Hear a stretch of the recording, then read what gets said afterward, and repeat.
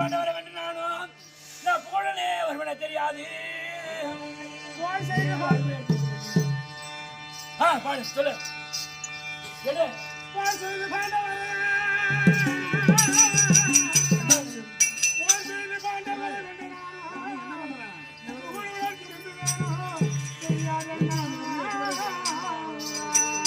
அந்த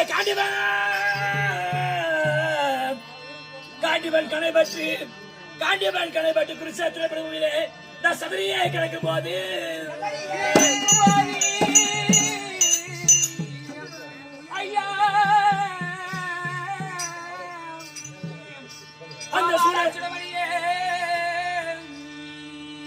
அந்த சூரசனை எடுத்த அந்த சொகுசுள்ள குண்டாதேவி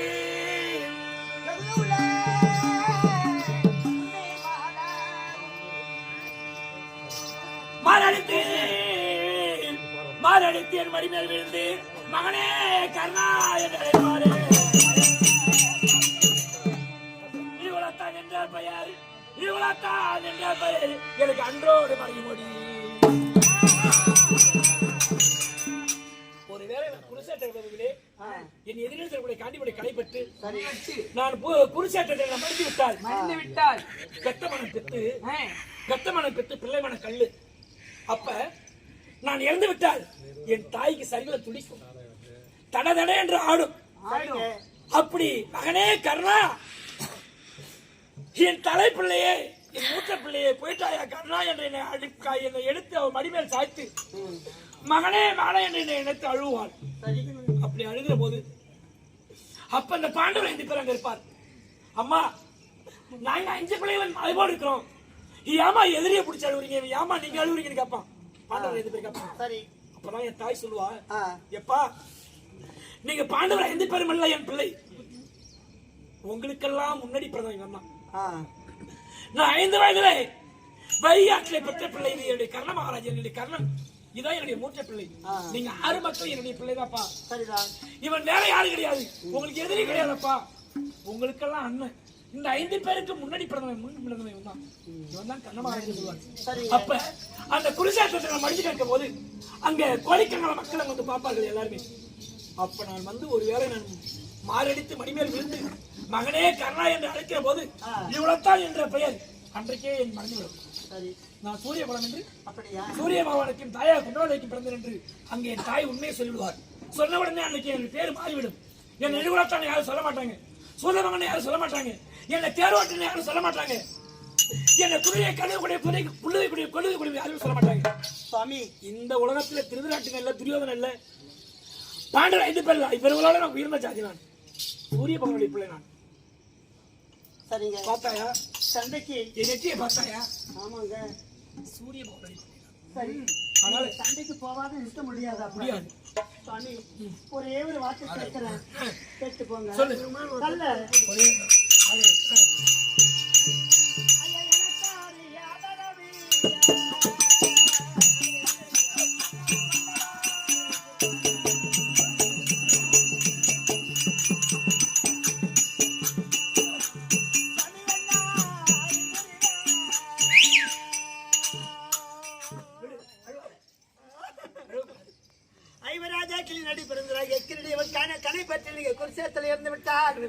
நானும் என் மகனாகிய விஸ்வகது நம்ம பிள்ளை நான் இங்கு பிழைக்கிறது, அதை பிழைக்கிறதுக்காக வயசு சொல்லிட்டு போறேன். ஆனால் நீ என்ன கேட்கிற?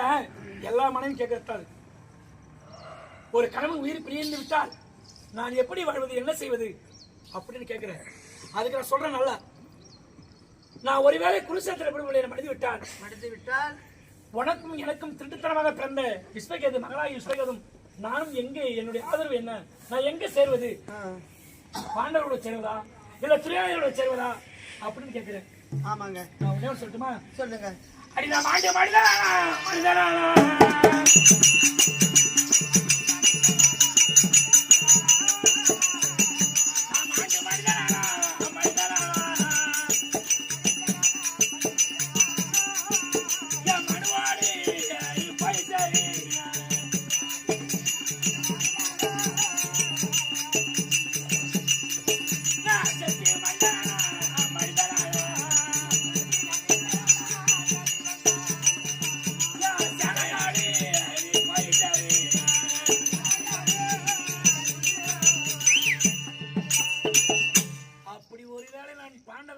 யுவராஜுக்கு நடிப்பிறந்த விஜய காண்டிபுரம் வென்று நான் வீடு திரும்பி விட்டால் சரி நீயும் என் மகனாக விஸ்வகதும் நம்ம ஒற்றுமையாக வீட்டில் வாழ்ந்துடலாம்.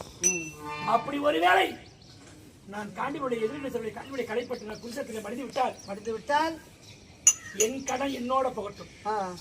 நான் செத்து மடிந்தால் என் சேனையோடு போய் சேர வேண்டும். நான் மாண்டு மடிந்தால் என் மனுவோடு போய் சேர வேண்டும். நீ துரியோதன வீட்டு இருக்க அப்படியே அந்த உடைக்க நீங்க ஏன் துரியோதன வீட்டுல இருக்கக்கூடாது. ஏன்னா துரியோதன கேப பேச்சு கேட்கிறவன். இன்னொருத்த சொல்ல அவன் எனக்கு மட்டும் தான் துரியோதன நல்லவன்.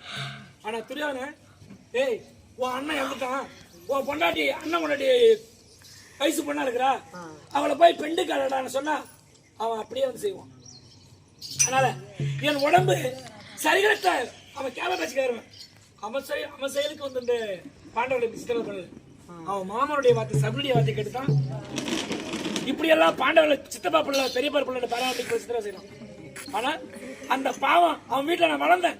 இந்த உடம்பு ரத்தம், இந்த சதை, இந்த தசை எல்லாம் அவன் வீட்டுல வளர்ந்த உடம்பு. இது அவனுக்காக இந்த உடம்பு போட்டும் அர்ப்பணிச்சிடறேன்.